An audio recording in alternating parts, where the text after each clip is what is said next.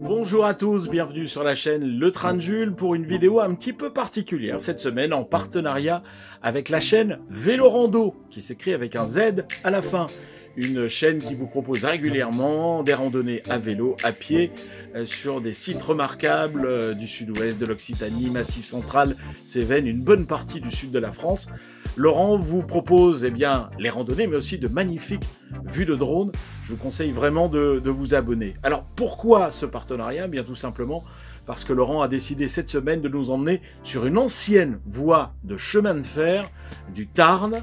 Donc balade à vélo avec la torche et passage de tunnel obligatoire. Pour ceux qui veulent en savoir un peu plus, je vous conseille ce magnifique livre. Ça s'appelle Le Monde du Petit Train, si vous voulez en savoir plus sur les chemins de fer, les anciens chemins de fer du Tarn, écrit par Michel Viers et Bernard Vieux. C'est paru chez LR Press et c'est particulièrement complet.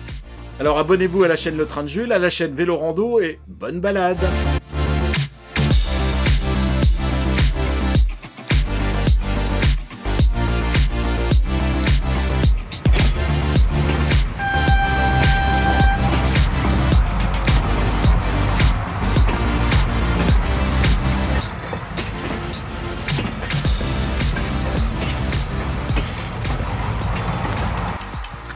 Bonjour à toutes, bonjour à tous, très heureux de vous retrouver sur Vélorando, la chaîne de l'évasion. Je vous retrouve aujourd'hui, vous l'avez compris, vu mon accoutrement, pour une sortie vélo qui va se dérouler dans la vallée de la Goutte avec une particularité que je vais vous détailler. J'ai le temps de le faire puisque j'ai 100 km pour 1400 de dénivelé, donc rien vraiment d'extraordinaire à ce niveau-là, mais avec une section de 8 km qui sera assez particulière. Vous verrez ça tout à l'heure, d'ici quelques minutes dans la vidéo.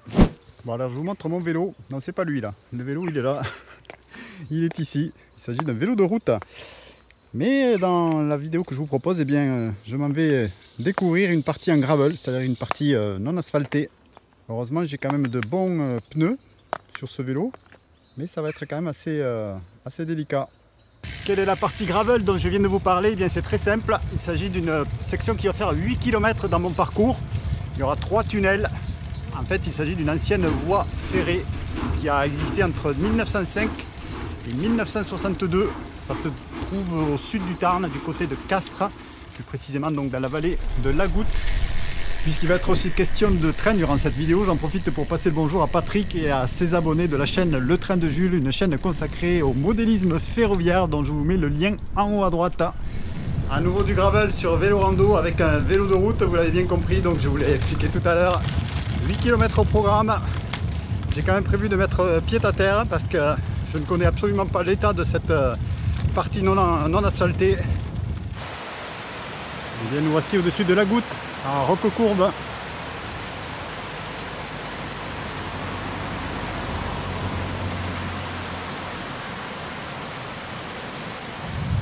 Là, je suis sur la route de la Crouzette dans sa montée.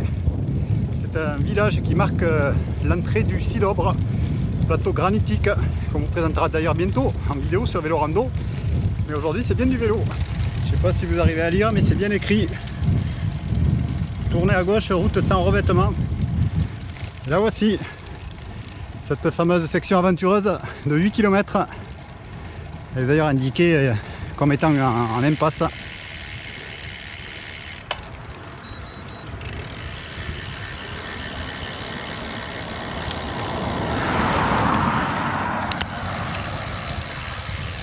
Alors on se dirige vers le hameau de Cambon. Cette partie reste encore asphaltée, mais ça va pas durer bien longtemps, je pense. Alors ma piste en fait serait juste quelques dizaines, même pas une dizaine de mètres au-dessus de là où je me trouve. Et c'est vrai que j'ai pas fait attention dans la descente, que la trace était parallèle à la route mais légèrement décalée. Donc on va tenter de trouver le point d'accès.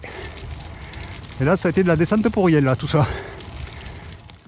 Là voici donc le passage que j'ai raté, c'était sur main droite. Forcément ça c'est moins glamour là, cet endroit là. Il va falloir s'engager dans un chemin qui s'annonce assez délicat. Donc en plus il vient de pleuvoir il y a un jour, donc forcément je me rajoute une petite difficulté à la chose. Il y a des flaques d'eau, ça va glisser, donc il va falloir être prudent. Voilà, et donc vous l'avez compris, en m'engageant ici, j'avais prévu les vieilles tennis. Parce qu'avec les chaussures de vélo, ça n'allait pas être gérable. Il y a des cales dessous, vous voyez. Et ça allait m'empêcher de marcher correctement. Donc, voilà, on fait un petit remplacement.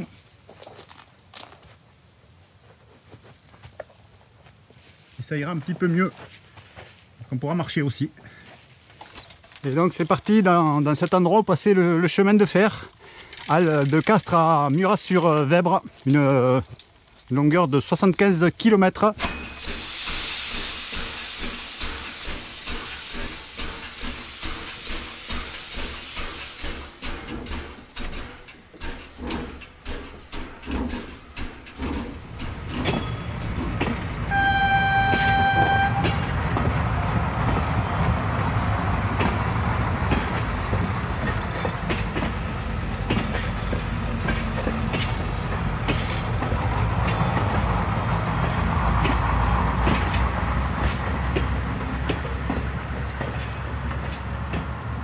Cette section là, ça commence pas trop mal. Il y a quelques cailloux, mais ça passe à peu près partout. Et là, c'est vraiment que le début. Il y a 8 km comme ça à faire. Et il y a des tunnels à traverser.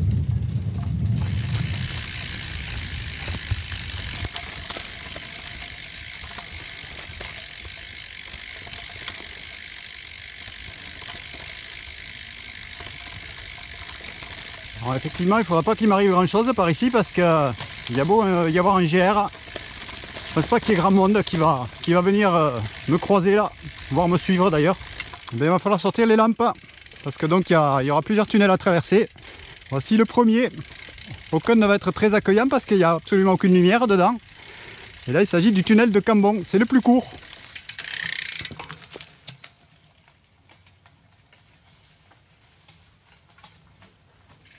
Voilà, vous vous doutez que j'ai tout ce qu'il faut en matière d'éclairage.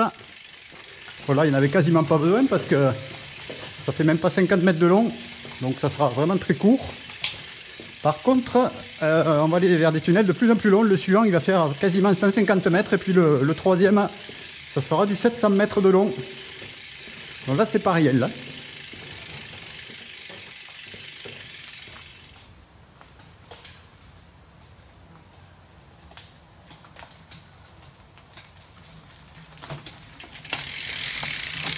Alors là, je suis venu le jour qu'il fallait. Donc il a plu il y a 2 jours, assez abondamment. L'été avait été sec. J'ai juste choisi ce jour-là pour venir quand c'est encore un peu humide. Mais bon. On va tenter l'aventure, on verra bien, hein, ça nous mène tout ça. On prend son temps, il n'y a pas le feu.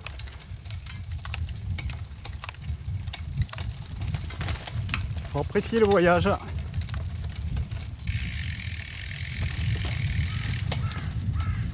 Voilà, bon, c'est plutôt de la terre légèrement humide, assez tassé quand même, assez compact, avec quelques cailloux affleurants. J'ai déjà connu ça. Du gravel assez standard, on va dire. Voilà, j'ai déjà une belle vue là sur ma gauche, sur la goutte. J'essaierai de vous montrer la rivière plus tard. Là, elle est un petit peu masquée par les arbres. Et c'est parti. Ça va secouer un petit peu. On arrive dans une zone un peu plus caillouteuse là.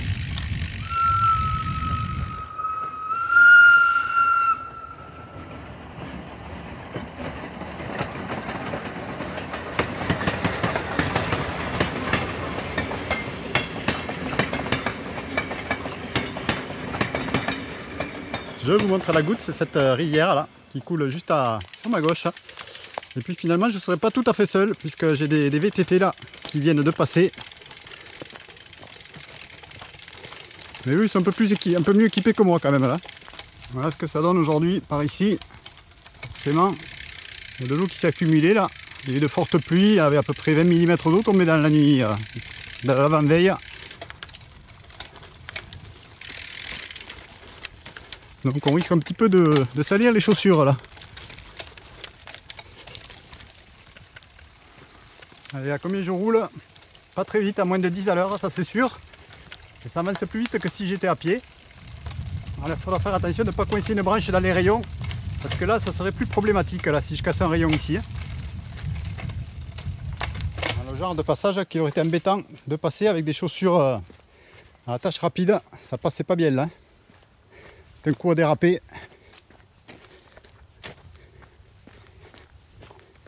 Alors que là j'arrive quand une sorte de croisement, on dirait, qui arrive de la droite. Alors est-ce que les VTT sont remontés à droite? Je sais pas trop là, où c'est qu'ils sont partis. Et là cette partie elle est plutôt en mauvais état là, je suis en train de marcher là. Alors c'est clair qu'en avançant à 9 à l'heure, il me faut quasiment 1 heure pour faire le 8 km. Donc on n'est pas arrivé au bout là. Surtout que dans les tunnels, je pense que je n'arriverai pas à rouler non plus. Alors il faut bien imaginer ici qu'il y avait une ligne de chemin de fer. Donc forcément elle a été démantelée. Il n'y a plus sa trace. Mais il y a bien un train qui est passé ici pendant quasiment une soixantaine d'années. Il se dirigeait donc vers la partie la plus montagneuse du Tarn, c'est la partie est, Laconne, les monts de Laconne, Murat-sur-Vèbre. Et c'est vrai qu'au début du siècle, il n'y avait pas beaucoup de voitures. Donc la ligne a été utile pendant plusieurs longues années avant que l'automobile et les routes asphaltées ne la condamnent définitivement. Voilà, on va donc se diriger vers le deuxième plus long tunnel de la journée, le tunnel de la Mascatier, 170 mètres. C'est encore du hors d'œuvre par rapport au dernier tunnel qui m'attend, qui lui mesurera quasiment 800 mètres de long. Alors là c'est sûr qu'il vaut mieux déjà avoir prévu la lampe.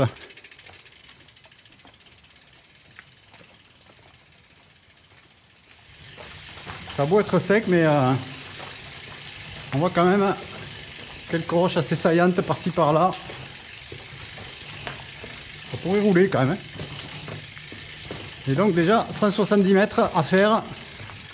Et on n'en voit pas le bout là, quand on est rentré.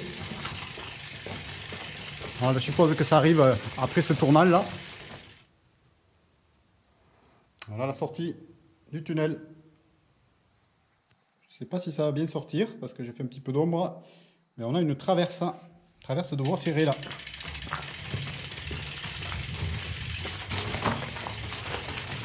Et voilà, la fin des 170 mètres. Même pas, je crois, 150 il me semble. Pas très long.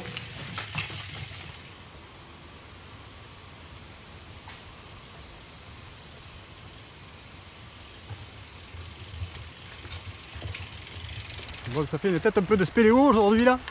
On va appeler Spéléo Rando la chaîne aujourd'hui. Mais bon, j'étais bien obligé parce que dans ces tunnels, c'est l'obscurité totale.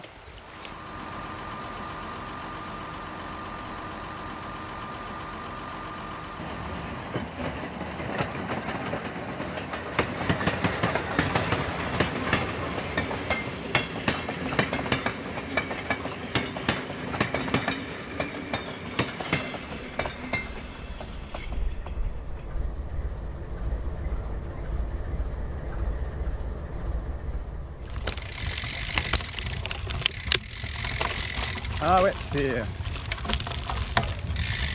limite par endroit là. Presque des endroits où il faut marcher là. Je continue à rester sur le vélo là, mais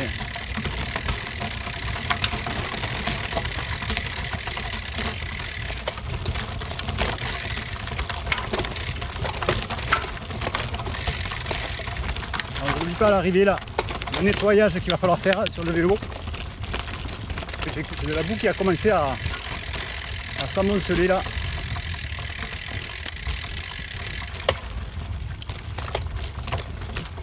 Voilà, cela dit, on voit qu'il y a quand même un entretien ou quelque chose parce que la végétation ne reprend pas vraiment le dessus. Hein. Par endroit un petit peu ici là. Sans plus quoi.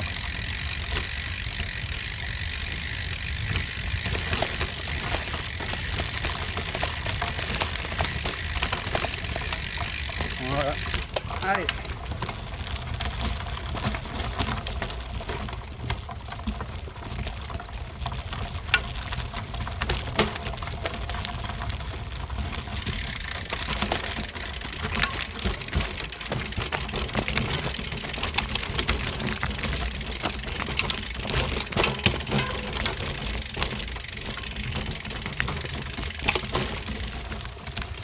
Alors il y a des endroits beaucoup plus empirés, là ici ça roule plus facilement.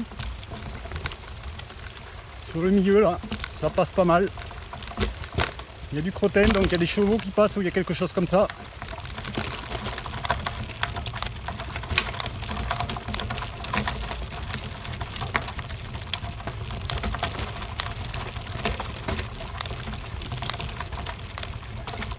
Ça avance plus vite qu'à pied quand même là.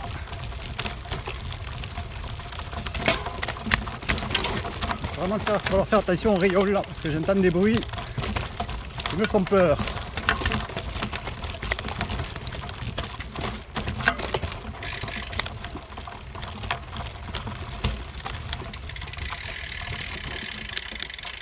On va ralentir ici parce que s'il y avait des échardes,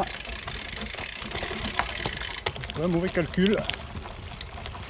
Voilà le genre de section qui peuvent rappeler qu'on est sur une voie ferrée. On voit que ça a été creusé là, entre les rochers. Le passage où on est là n'est pas naturel. Et il y a pas mal de rochers justement dans ces parties-là. Il faut rester vigilant. Allez, un petit peu de pelouse là, ça fera pas de mal. Et on continue. 7-8 km/h.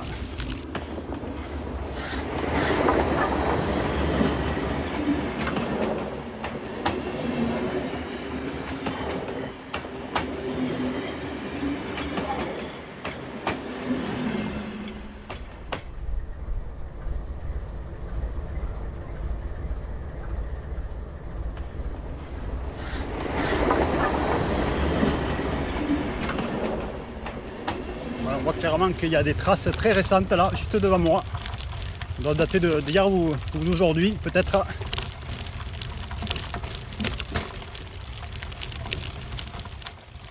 Il faut saluer l'exploit technique et l'exploit humain que représente l'ouverture de ce chemin de fer dans cette partie très sauvage du département.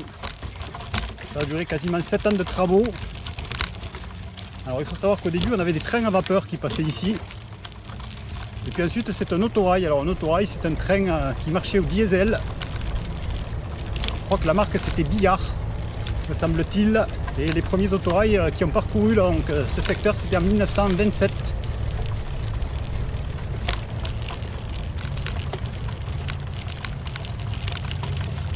Voilà, et là on entend le trafic sur l'autre voie.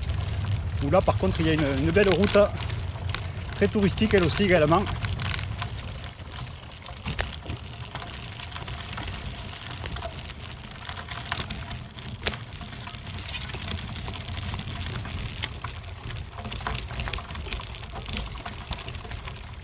Et à nouveau une partie où on voit que la roche a été taillée là.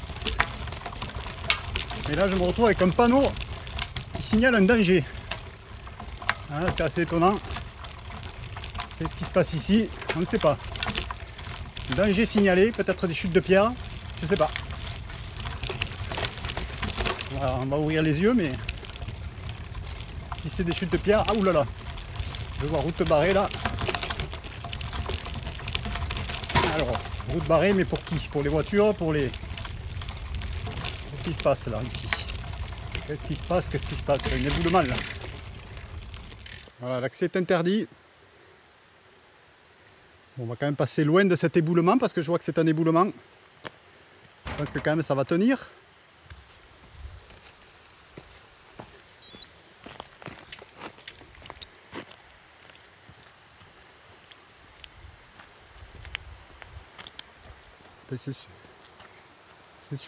C'est sûr qu'il vaut mieux pas partir en bas là. La chute n'est pas énorme mais elle peut faire mal. Ah, voilà que ça me va arriver. Le long tunnel de 700 mètres. Presque 800. Alors je crois qu'on peut le contourner par la gauche, je ne suis pas sûr. Non, je crois pas d'ailleurs, parce qu'à gauche c'est un cul-de-sac, je sais que ça va à une maison. Alors sur la droite, il est possible de remonter à la Crouzette. On le verra dans une rando. Et là donc c'est le tunnel de Provenquières qu'on va traverser. Ça va durer quelques minutes. Et ça suinte les amis là-dedans. Alors on est parti. Je vais voir si je vais peut-être rouler un petit peu dedans. Si je fais chaud après. Je vais carrément porter le vélo. Ça fera moins de bruit pour parler un tout petit peu. Bon, évidemment, je ne vais pas vous le commenter du début jusqu'à la sortie parce que ça va être long. Il y en a à peu près pour plus de 5 minutes de marche, je pense. Un tunnel qui suinte. Pour l'instant, il est encore debout, mais il y a des infiltrations dans tous les coins. Voilà. La sortie peut paraître proche, mais il y a encore peut-être 400 mètres facile à faire là. C'est tout droit. Faut pas se tromper. Alors il est clair qu'il vaut mieux avoir au moins 2 lampes si vous venez dans des tunnels sombres comme celui-là. Parce que si vous venez avoir un problème, eh bien, il va falloir vous aider avec le mur pour avancer. Ça va pas être évident. Hein.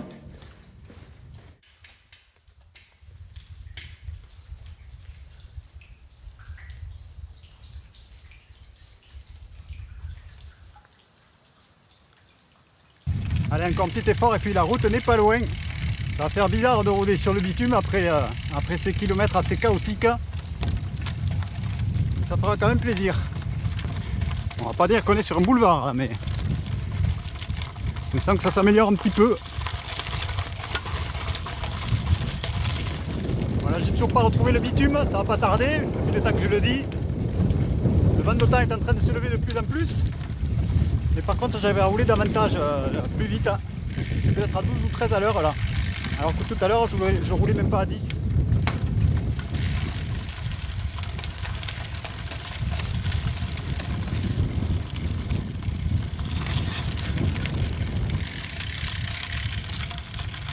Ça fait quand même plaisir là. Et ça fait bizarre aussi. Et là je m'arrête pour vous montrer un énième tunnel. Alors il y a une route qui le contourne, mais si on veut on peut y aller dedans. Je vais peut-être m'avancer avec la lampe pour voir à quoi ça ressemble. Je crois qu'il n'est pas très long. Mais en tout cas l'entrée elle n'est pas accueillante.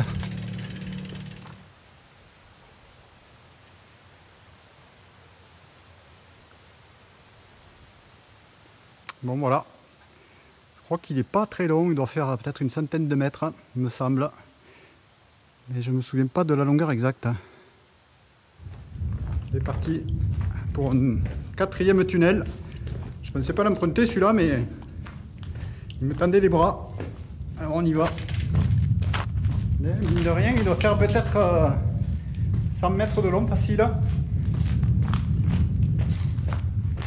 J'espère que je vais retrouver la route de l'autre côté là-bas. Voilà, ça sera bien le dernier de la journée cette fois-ci. Il n'y en aura plus d'autres.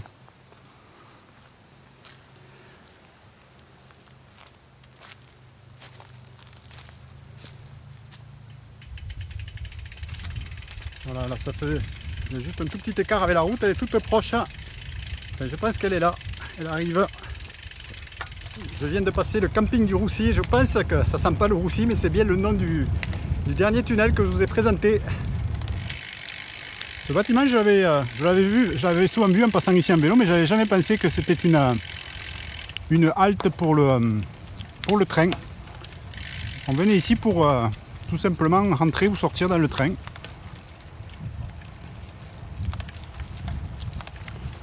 Et puis juste à côté de la halte, eh bien, il y avait un ancien hôtel. Je crois que ça s'appelle l'hôtel de la Parérie. Ouais, il avait brûlé il y a quelques années, mais je vois qu'il a été bien restauré depuis. Et là, cet hôtel était très célèbre à l'époque, puisque le train s'y arrêtait. Il venait déposer et chercher les passagers.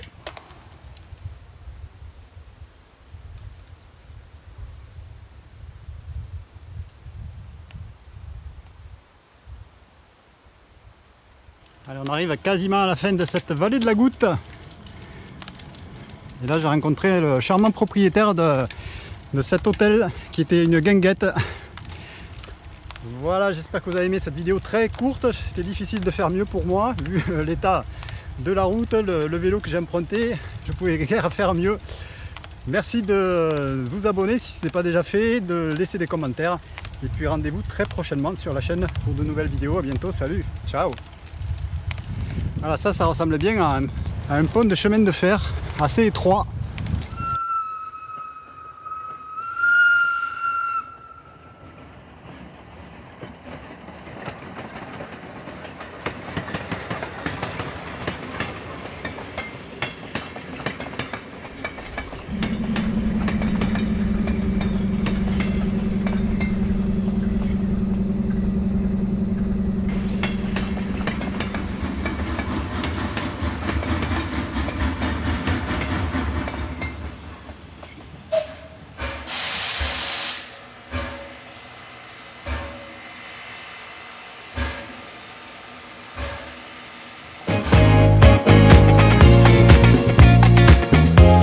Abonnez-vous dès maintenant à la chaîne Le Train de Jules en cliquant sur le logo. Et pensez à mettre un petit pouce en l'air. Le Train de Jules, train miniature et modélisme ferroviaire. Des tutos, des news, des reportages. Abonnez-vous à la chaîne Le Train de Jules et retrouvez Le Train de Jules également sur les réseaux sociaux, Facebook, Twitter, Instagram. À très vite sur la chaîne Le Train de Jules.